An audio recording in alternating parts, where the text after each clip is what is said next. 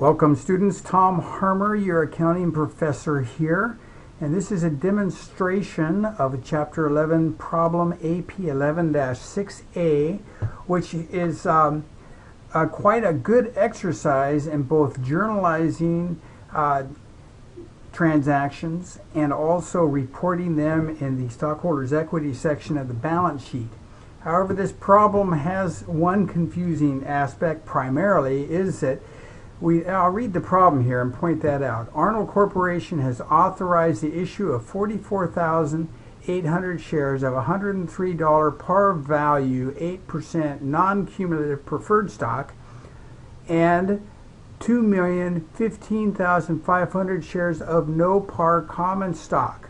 Okay, point out these are authorized. Okay, that's not issued, that's just authorized. Okay, the corporation assigned a $5 stated value to the common stock. Okay, at December 31, 2011, the ledger contained the following balances pertaining to stockholders' equity. Okay, so what I'm going to be showing you here is how to complete the problem, how to figure out the answers to all of the questions that are being asked. Okay, so these are the balances at December 31. Okay, so we know those are going to go straight into the stockholders' equity section. The things that we have to compute over here are, see if we get back to this, here we go. Everything in gray here, we got paid in capital, we got capital stock, we got the preferred stock is always listed first.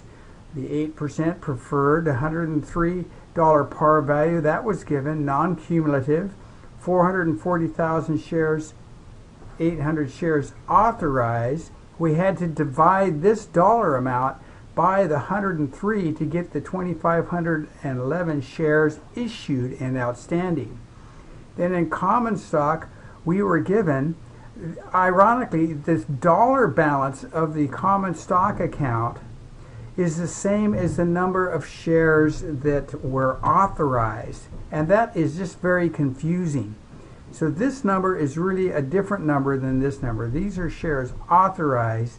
This is the dollar balance of the common stock account at the end of the year. Okay, so we had to divide $2,015,500 by the stated value of $5. Okay, and I'm showing that right here. Bring that over. I've got $2,015,500 divided by 5 equals 403,100 shares issued. But that's not outstanding, because outstanding is less the treasury stock. Okay, let's see if we can get that out of the picture there.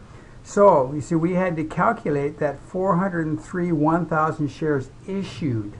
Okay, so we divided this 2,015,500 by $5, and that gave us issued.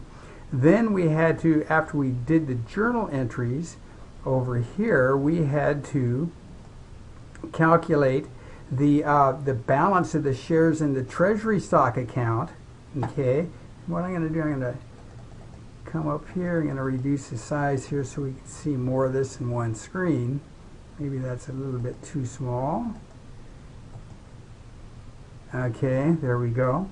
So we have here, all right, so we're giving these end balances, so we can do a lot of our assignment, our stockholders equity section, just from these balances. Boom, boom, all these balances came over.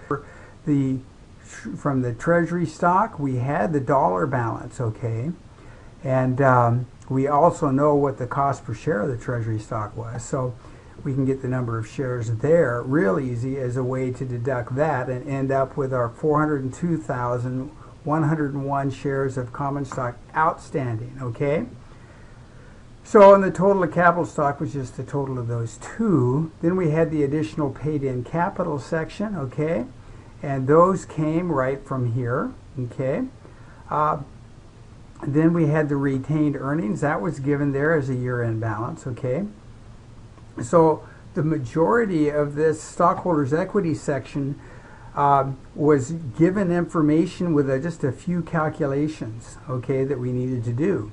So here we got here it mentions, I'll enlarge this again.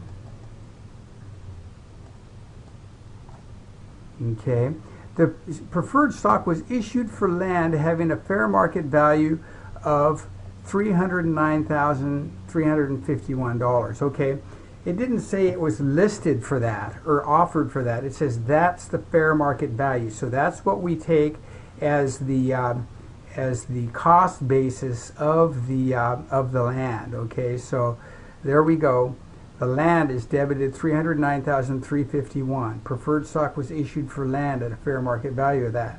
Okay, now, so it says the preferred stock. That implies all the preferred stock was issued for the land. Okay, so we'd already calculated, we were given the dollar balance of preferred stock.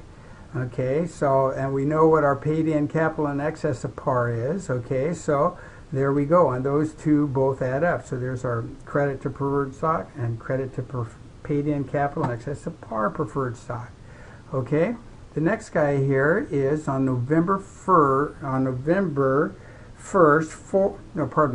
in November, 1,439 shares of common stock were purchased for treasury stock at a per share cost of $23. Okay, so we're going to journalize that. That is treasury stock debit. That's 1439 times 23, 33,097, and a credit to cash, 33,097. Now I set up some T accounts here just to kind of keep track of that, and I put a column over here for the cost per share and a column over here for the number of shares just to calculate that ending balance. This is another way to calculate it. You could just divide that $23 a share into 2,640, and that would also get you that $9.99. Okay, so of our two treasury stock transactions, we end up with this ending balance. That's the ending balance that was given to us here also. So you can do this financial statement without having done this T account. Okay, so then let me get this guy. Okay, $23 a share. In December, 440 shares of treasury stock were sold for $29 a share. Okay, that's more than what we paid for it per share. No dividends were declared in 2011. Okay, so we come down to our last transaction here. Okay, and we received cash, 440 shares times 29, 12,760. We credit the common stock or treasury stock account for the cost basis, 440 times 23. And then we have paid in capital of excess, which would be $6 times 440, or you can just squeeze the balance in that journal entry, 2640. Okay, so that left us with the balance at the end of the year of 2640 and paid in capital treasury. Boom. Okay, so then that brings in your total additional paid in capital.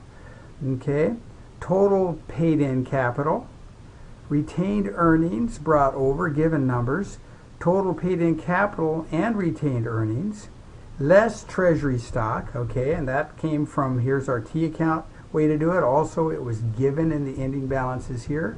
Okay, equals your total stockholders' equity at the end of the year. Okay, so that completed the process of doing the journal entries and also populating the stockholders' equity section of the financial statement. So that completes the problem. I know that was complicated, and this 2,015,500 shares authorized and the same number in the dollar balance of the common stock account was definitely threw a wrinkle and a challenge into doing this problem. But this problem is listed both in lecture exercises in our web page, and it's also in different numbers in Wiley Plus. Thank you very much.